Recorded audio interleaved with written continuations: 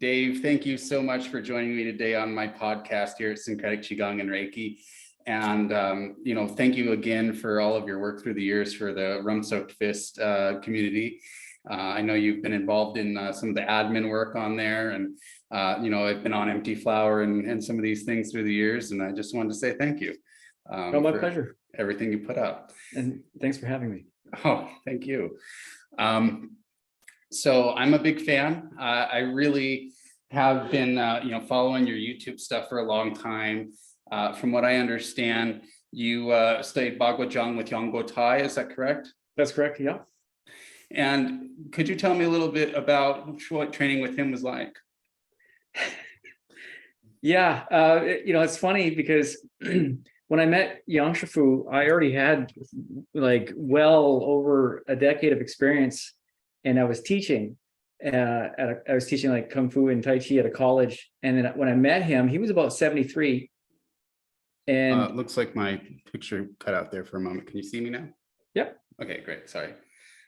So he was about 73, and he kicked the tar out of me. And he made such an impression on me that I went to, after being with him for like 2 weeks, I went to the class that I was teaching. I'm like, guys, I just met a guy that made me realize I don't know crap. And here's his phone number.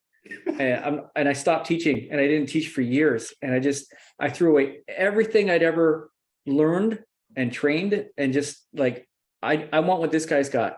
And it was great because at the time, I had a lot of time on my hands, so I could go there like any day of the week, and we'd be there at like 4:30 in the morning. We'd be outside at the park down like a couple blocks from his house, and we'd train till noon, and we'd go home, have lunch. That is, his wife would hand make all these noodles and pastries and stuff, and then we'd go train some more, and then we'd have dinner, and we'd go train some more. Right. And then I was there like sometimes like 4 a.m. till 10 p.m. Go home, sleep, and be right out there at 4 a.m. But training with him was like, it was such a different experience because he didn't speak English when I first met him. And so he would try to explain things to me in Chinese with some broken English. And, sometimes a Chinese person might be walking by on the side, he's like, hey, and he's like, can you help me explain this?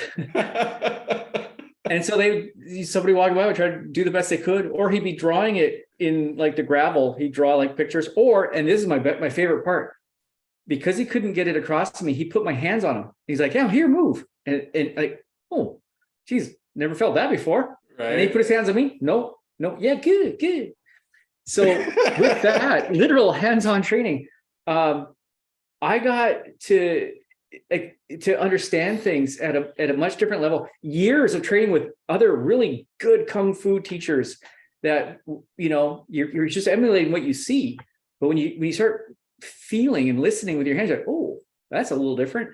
Because he can be like, he'd be talking about like, as an example, and this may sound kind of funny, we talk about like, say, Qigong.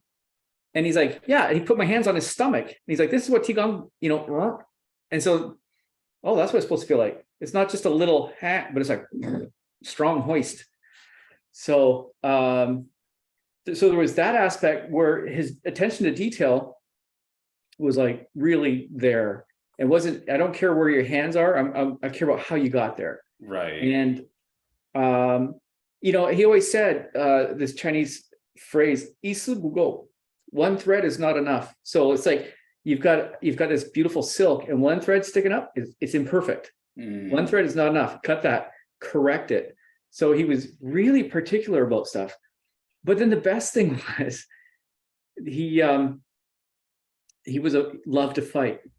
And when I first met him, like I said, he kicked the tar out of me. So every day I had to fight him at some point in the day. For some reason, my video's not doing the best here. Let me. I'll just act like it's not happening. Let me switch cameras on the sides. See if that'll keep it connected anymore. There we go. I use my phone as a webcam here on a tripod, so maybe that'll be a little bit easier if it's a lower resolution. It's the band playing me off. It's like, shut up.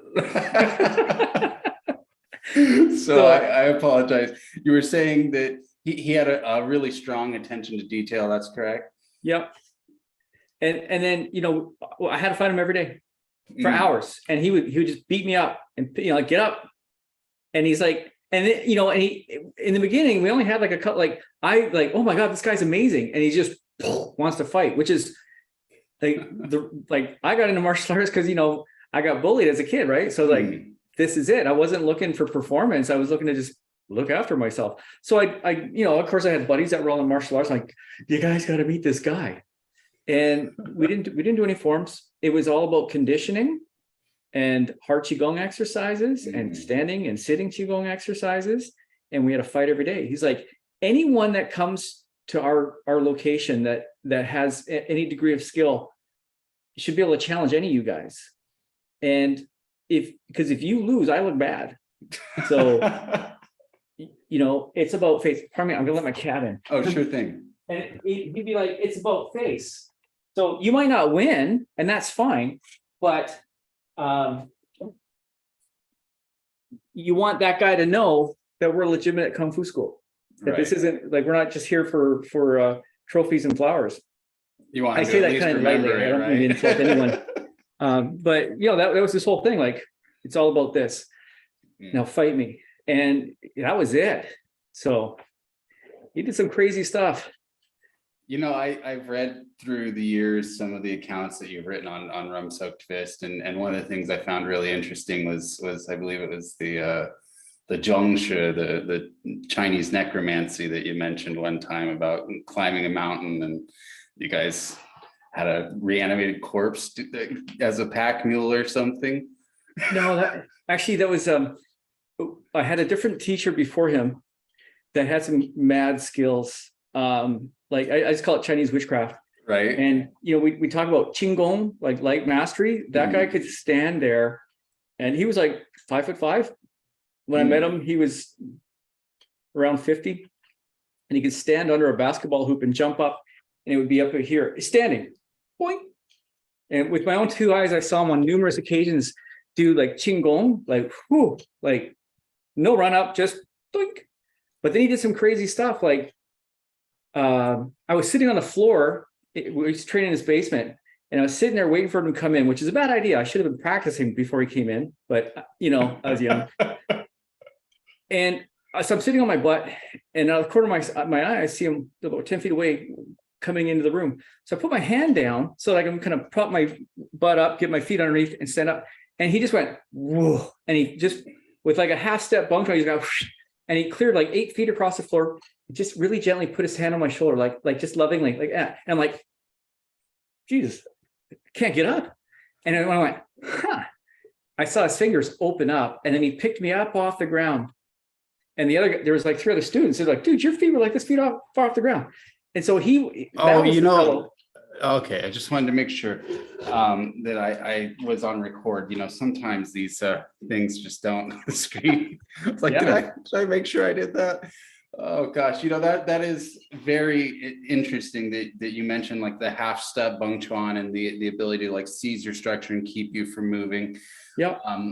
I had a teacher with some similar skills from Chen Tai Chi, and he was able to do the cannon fist set and just pop himself up, 10 feet in there. And the guy wasn't even 5 feet tall. He was maybe 4'9". And, he'd be, touching the roof of his cigar factory with his hand when he would jump up. And he was a Mayan tobacco shaman of all things. Oh, wow. So yeah, really, really interesting guy. He did a lot of astral travel stuff and shared some of that with me, thankfully. But this is really interesting. So this is another teacher than Yang Guo Tai that you mentioned. And he, what did you learn from him? I started with him learning Shaolin. Okay. And I did that for a number of years. And then eventually I started doing Tai Chi, because it was funny because, when I first met him, I was like, I don't know, 19. Mm-hmm. And, I was, so he's teaching me Shaolin, and he's like, you like that move, huh? This is how we do it in Tai Chi. Like, oh God. And, he paralyze you with just all these points. And so eventually I was like, yeah, I want to learn Tai Chi. He's like, there you go. And so he started teaching me, and I got so into it that I was doing it like 3 hours a day, every day. And I'd just be drenched in sweat and having these incredible like spiritual experiences and stuff. And so yeah, but that guy, so he was the one that was saying like, oh yeah, that skill there, that comes from this and this. And one time we talked about some Chinese, like I say, like I call it Chinese witchcraft, which it involved having a well that a woman is drowned in, and like the yin essence is in there, and you go over there every night for 3 months, and you do some exercise with it and stuff. It's like, how do you find a well with a woman in it? Right, like that's some serious newspaper research right there. Yeah. I don't know. Maybe her ghost told him. Stay away from that. But that guy had some crazy, like just to see with your own two eyes, it was like that defies, like just he would defy physics. But Yang Shifu had this other thing, like, so that was this other fellow named Dr. Yuan. But Yang Shifu would take like 2 fingers and just go whack. And it would like right down. You're like, oh, I'm gonna crap myself. The crazy skills. But so every time he did something, he'd show you like boom, and he, blow your mind, and you're like, oh my God, that's incredible. He goes, oh, you know this one? No, oh, no problem. And then he'd show you an exercise, like, here, do this every day. 3 years. We're tough. But when I asked him about that one, he just kind of went too deep. Well, sometimes you're just not swimming in the waters yet, right? Yeah, not there yet. Yeah. I've definitely had teachers that have looked at me for certain questions I've asked, and they're just like, why talk about it right now? You're not there. Yeah. Yeah. And it took a while for me, about 9 years of training since I started with Kung Fu, to get to a point where I started getting like the energetic lineage transmissions and things like that. So a lot of the stuff I was looking for in the very beginning, it took about almost a decade of practice before they're like, all right, well, now you can. And it's funny because you can sit there and you watch your teacher when you first start, and you're like, God, I'll never be able to do that. But eventually the day comes, you look back and like, hey, I get what I know how he does that. Right. Right. And one of the things that is interesting, so one of my teachers just moved into town, and when we first met about 5 years ago, I didn't have as much training as I have now. And now that we've started working together again, it's like, oh, whoa, okay, like I've definitely been improving. Great. You can't just blast me off into space anymore. Yeah, exactly. Or it makes a difference when you see like a new person join. You're like, oh, if I ever come afar, I've come a long way. Right. Yeah. All right. Because everyone's advancing, right? So it's hard. You don't have any kind of real perspective. Yeah, it's pretty trippy. I had an experience recently where a prospective student came to my most recent class and then left because, in his mind, he had this perception that he wasn't coordinated. And I was like, when I started this, like the whole left side of my body was paralyzed. Like I was paralyzed from a stroke. Like I was literally like this, and like this part was spastic, like the whole way from like my face down to my toes. And all I could do was like a silk reeling in a seat like this for a few minutes at a time. And so my experience with these arts is, what's your level of commitment and interest? Absolutely. Yeah. Like what are you looking to gain? Are you looking to walk again? It might be able to do that. Maybe. It just depends.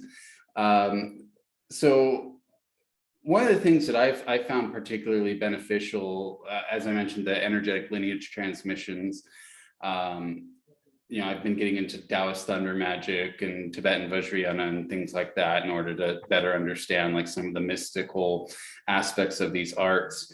And I feel like the healing that comes along with those sorts of practices is very similar to what you can gain from psychedelic recovery. Recently, you've talked about going through some traumatic brain injuries on your own YouTube channel. So I would like to talk a little bit about that and how you feel, psychedelic recovery would be something that could like mesh into these alternative healing practices. Sure. Okay, so I was driving to work one day, life was fine. And then I got T-boned by a truck. The guy was on his phone, and I had a concussion. And a couple of weeks, and concussions, it's like you get this inflammation in the brain that causes, can cause neurotransmitters to start deteriorating, and then you go through symptoms that gradually, it's not like you click a light switch and you're all messed up. It gradually sinks in. So people can have a crash and they think they're okay, and then 2 weeks later they're worse, and then a month later they're even worse, as it just, and then it finally starts to get better. So for me, a couple of weeks later, I started having like slurred speech and stuff, and then it finally cleared. And then I was always like, for about a year. And I kept saying to my doctor, like, and I never banged my head, but the whiplash causes the head to go back and the brain goes, boop, boop, and then you get a concussion. So my doctor kept saying, just, it's okay. You've been in a crash, It's like, yeah, but it was a year ago. And then I was sitting at a red light with my wife and daughter, bottom of the hill, and wham, we just get creamed. Same thing, guy texting, not watching. And I had we all had serious concussions because he hit us real hard. But because I already had a concussion, and the way one doctor said, he's like, when you're not back to baseline and you get another concussion, it's like 1 and 1 equals 10. So now I had a TBI, a brain injury from trauma, external trauma. So TBI. And then they just monitor the severity of your symptoms. And most concussions can clear within, like they say, 6 to 8 weeks. And then you're just kind of trailing off and just kind of crossing the T's and dotting the I's kind of thing. 6 months later, and I've talked about this before with other people, like 6 months later, I was like the 95-year-old guy with dementia. You couldn't talk to me. Like, you'd say 2 words. Okay. You say the next 2 words, already forgot those. I'm not even listening. I'm just staring at you. I don't know what you're saying to me. And then like doing math, no way. Drawing a stick man, you see my neural capacity, which is like the brain battery level. Most people have 8 hours, and they can do work. They need a break every 2 hours for refresh, and then 8 hours of sleep. When you have a single concussion, you have 15 minutes per day. That's it. That's all you can handle. Mine was just cooked. Like if I drew a stick man, I had to go cry myself to sleep for an hour. So at some point, a friend of mine got some tickets to this spirit plant medicine conference where they talk about the use of psychedelics as a medicine, and he got some free tickets.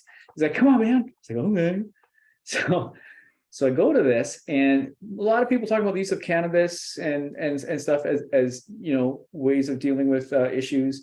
People talk about, one guy talking about from MAPS.org, which is the Multidisciplinary Association of Psychedelic Studies. Is that Rick Doblin's thing, I believe? I never remember the fellow's name. Okay. But there was a fellow up there, and he was talking about how effective for chronic PTSD MDMA is. And so I had a conversation with him, and I said, hey, I have a TBI. And of course I'm talking like, so I have this TBI. Like I was a mess. And he's like, I can't help you. But he said, microdose brain injury, microdose mushrooms, absolutely. He's like, microdosing mushrooms that activates the brain causes neurogenesis, which is the formation of new neural pathways, which is what you lost. And he's like, I can't tell you what to do, man, but do your own research. And I hope you choose to microdose. And I was like, oh, I don't know if I want to do that. I sat on that for about 4 months. And at some point, I actually went to Peru and I sat in an ayahuasca ceremony. Oh, wow. And, but it was different. It wasn't, you're not just drinking the medicine, you're dieting a plant, right, for healing. And so when they say you diet a plant, I like to define it as a spiritual contract, or it's a contract between you and the spirit of that plant. It's not the physical properties of that tree or flower. The spirit comes in and works on you 24/7 for the duration of your dieting of that plant, where you consume it somehow, whether it's through bath or consumption or whatever, and you go on a special diet at the same time. So did you do the tobacco snuff as well? No, just the just the ayahuasca? Yeah, because it depends on which tradition you're with. So the fellow that I went to, and he's he's not just an ayahuasquero. He doesn't just serve you medicine. He's what we call a curandero. He's a healer with a tradition where they have a clinic, and traditionally the patient doesn't drink the medicine. The curandero drinks the medicine, and the more he drinks of that, the stronger the influence he has on you energetically. And that's, to me, this is why it's so mind blowing. So I went for some healing there, and of course, there's a group. We all drank the medicine anyways. And one night, that guy sat in front of me, and he starts to sing. And at the time, I didn't know a lot of Spanish words, but I just remember the word cerebro, like the brain. And he starts to sing, and I swear, like these invisible hands grabbed my head and went, whoosh, and it's like I got sliced open, and then something like the size of a Volkswagen bug crawled out of my throat, and that got closed up, and these invisible hands grabbed me again, head down. I felt myself get opened up. Something the size of like a bus just getting squeezed out of my head. And then he's singing, he's singing, I don't know how long. I was over here. Dave is checked out. And I know and then he finishes singing, and he stands up, he's like, yeah, pues, things will start getting better for you. Okay, what the hell was that? So I sat there for about an hour. The building's called a Maloka, where they do ceremony. And then after a while, okay, I'm gonna go back to my cabin. The further I got away from the Maloka, it's like I got clearer and clearer and clearer. And I mean, I wasn't suddenly healed, but it's like it just ripped all that scar tissue off, so to speak, energetically. And the next day, I come out and I go for lunch, and so there's like 20 people there. I'm like, hey guys, how's it going? And everyone's just looking at me like, I'm like, what? And like, dude, you've been here for 5 days. You haven't said a word to anybody. I'd been in a hammock the whole time, just kind of like this by myself, not interacting with people because I couldn't handle it. And here I am like, hey, what's up? And so like, yeah, some of my buddies were like, dude, you went to Peru like this, getting worse, and you came back from Peru like, and I said, I still had a lot of issues, but it was like the start of my recovery. And then about 2 months later, I got fed up with it was taking a long time. So I made the decision to start microdosing. And I started off with trying to microdose some LSD that somehow obtained. Right. And it was uncomfortable. It just felt like this weird digital stitching. There was just like, but okay. And then I tried that twice in a week. And then a friend said, here's a chocolate, got a mushroom in it. So I did that. I did it Monday, and then Friday, and then Monday, and for 2 weeks. So I did 4 times. And then the following Wednesday, I had to see a counselor, because when you're as severely brain injured as I was, people will kill themselves. They can't, it's just, it's so overwhelming, the condition that you go through. So I microdosed 4 times in 2 weeks. And then the third week on the Wednesday, I went to see, I guess the second week, whatever it was, I went to see the counselor, and she's like, David, you got to tell me what you're doing. What are you talking about? She's like, come on. Like literally 2 weeks ago, I'm snapping my fingers trying to have a conversation with you, and you're just staring at the wall. And here you are going, I can't wait to ride my bike again.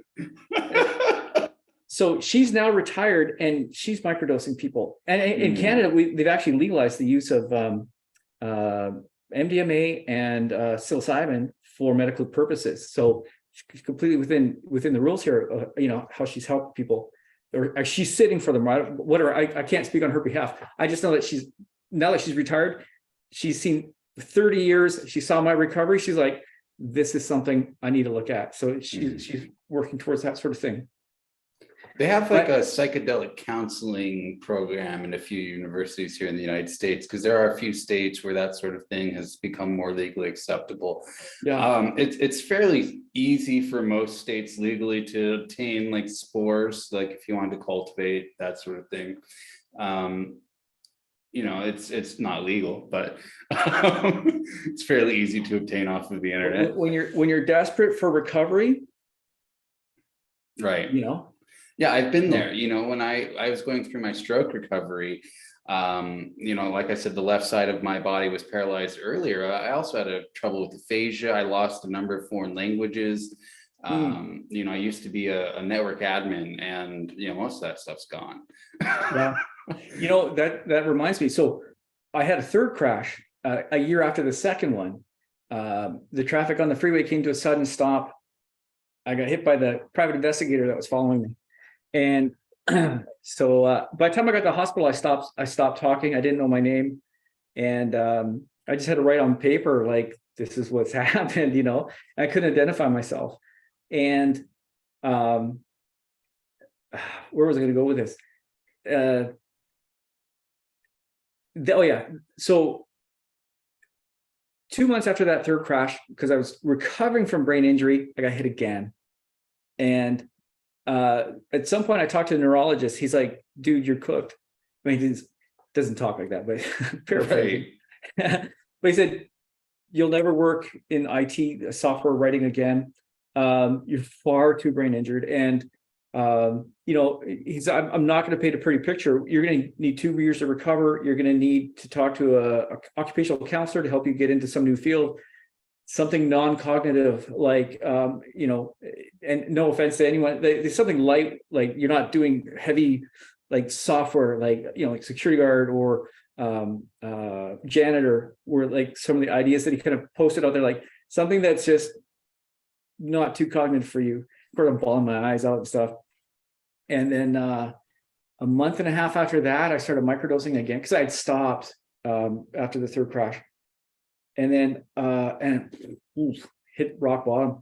But at some point, I started microdosing again, and then 6 weeks later, started microdosing. I microdosed for 5 months, and in the 5th month, I started sitting in these medicine ceremonies with that curandero again.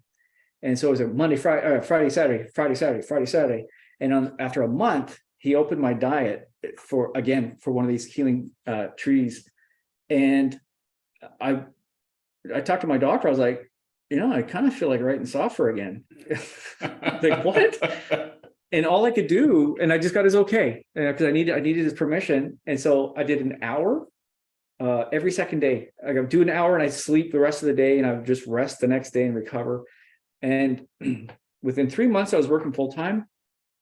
And then a year later, but I was still struggling. But a year later, getting better. Now, so like in February, March of 2019, my rehab exercise was to learn how to sweep the floor. That because I was so brain injured, and you couldn't move anything. Like if you move your hand in front of my face, I'd vomit. Oh yeah. So I had to hold the broom vertically and just walk back and forth like a Zamboni. I would do the kitchen like 3 feet by 10 feet sort of thing. Go sleep for an hour because that was too much. Get up after an hour to mop the floor same way. Go sleep again. So, and it was only like 3 months later that I was doing an hour every other day, and then 3 months after that working full time. So the recovery with psychedelics just went, whew. Right. And it still was a long road. Like you think you're clear, you like my reading comprehension be off. People say something, I would misunderstand and then be answering about. It's like, dude, that's not what I'm asking about. So it took a long time to rewire and then have the endurance, like mental endurance. These days, this is what's so funny. Well, funny, like in a wonderful way. I'm in better shape now because of the use of the psychedelics as a medicine than I was before my crashes. The way I understand things now, and part of it was actually going through the trauma, the brain injury, like twice of the 3 concussions in 2 years. That when I finally hit rock bottom, I gave up on life.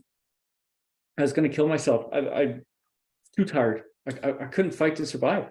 And when that happened, and I finally you start letting go of everything, And at some point, it's like I just recognized all this, like anger and resentment towards family and whatever. And I was like, I'm just too tired to hold on to this. And I swear to God, it was just like thud, right? And it fell off.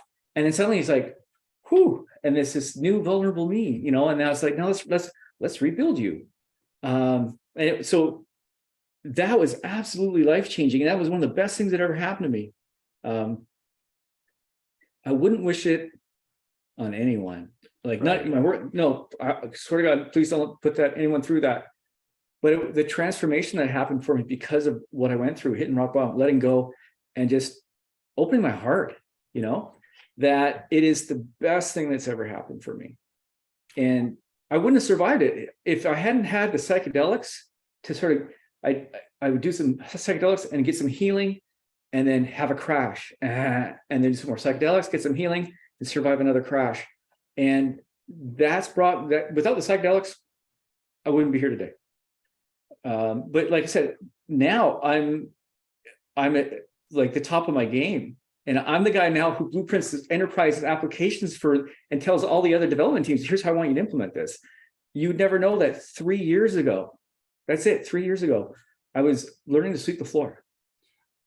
So I get messages from guys on TBI groups on like Reddit.com and other groups that are like, dude, you took the gun out of my mouth, because I'll post on it. Like people are like, say, I'm ready to kill myself.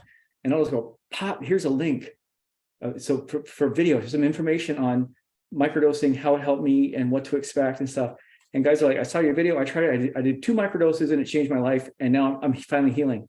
I get messages like that all the time. And sometimes I choke up. It's like, oh God, it's so touching. Oh, I helped somebody, So now the funny thing is the experience with that curandero was so profound that I'm apprenticing under him on how to help others with the medicine. So I go to Peru, couple months a year. I go to Peru, do long diets, lose all this weight, put it back on when I come home, and just and you sing. That's the fun part about it. It's done through, you guide the medicine through song. Is that Icaro? Is that what that's called? Yeah. So I sing like as much as I practice Bagua. Like I like at least an hour. If I'm driving, I'm singing.